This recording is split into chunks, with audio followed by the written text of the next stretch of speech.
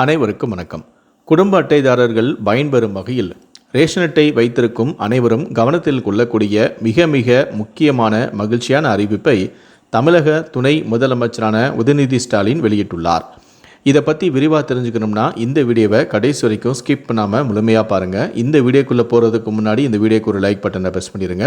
நீங்கள் இது வரைக்கும் என்னோட சேனலை சப்ஸ்கிரைப் பண்ணாமல் இருந்தீங்கன்னா மறக்காமல் சப்ஸ்கிரைப் பண்ணிக்கோங்க. கூடவே அந்த பெல் சிம்லையும் மறக்காமல் கிளிக் பண்ணிக்கோங்க. சரி, வாங்க இப்போ நாம் வீடியோக்குள்ளே போகலாம். தமிழ்நாடு சட்டமன்ற பேரவையில் இன்று துணை முதலமைச்சரான உதயநிதி ஸ்டாலின் பேசுகையில் 2023 செப்டம்பர் மாதம் முதல் கலைஞர் மகளிர் உரிமைத் தொகை வழங்கி வருகின்றோம். மகளிர் உரிமைத் தொகை திட்டத்தின் மூலம் லட்சக்கணக்கான மகளிர் பயனடைந்துள்ளனர்.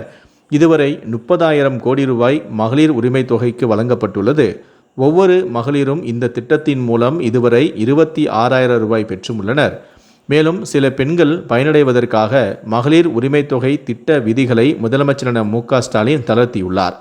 தளர்த்தப்பட்ட விதிகளின்படி அரசு மானியத்தில் 4 சக்கர வாகனம் வைத்திருப்பவர்களுக்கும் இனி மகளிர் உரிமைத் தொகை வழங்கப்படும் எனவும், அதேபோல முதியோர் உதவித்தொகை பெறுபவர்களில் தகுதியானவர்களுக்கும் உரிமைத் தொகை வழங்கப்படும் எனவும், மகளிர் உரிமைத் தொகை வழங்குவதற்கான பணிகளை வருவாய்த்துறை மேற்கொண்டு வருகிறது எனவும், மகளிர் உரிமைத் தொகைக்காக இதுவரை 28 லட்சம் பெண்கள் புதிதாக விண்ணப்பித்துள்ளனர் எனவும், மகளிர் உரிமைத் தொகைக்கு விண்ணப்பித்த இந்த 28 லட்சம் பேரில் தகுதியான விண்ணப்பங்கள் பரிசீலிக்கப்பட்டு வரும் டிசம்பர் 15ஆம் தேதி முதல் அவர்களுக்கும் உரிமைத் தொகை வழங்கப்படும் எனவும் துணை முதலமைச்சரான உதயநிதி ஸ்டாலின் அவர்கள் தெரிவித்துள்ளார்.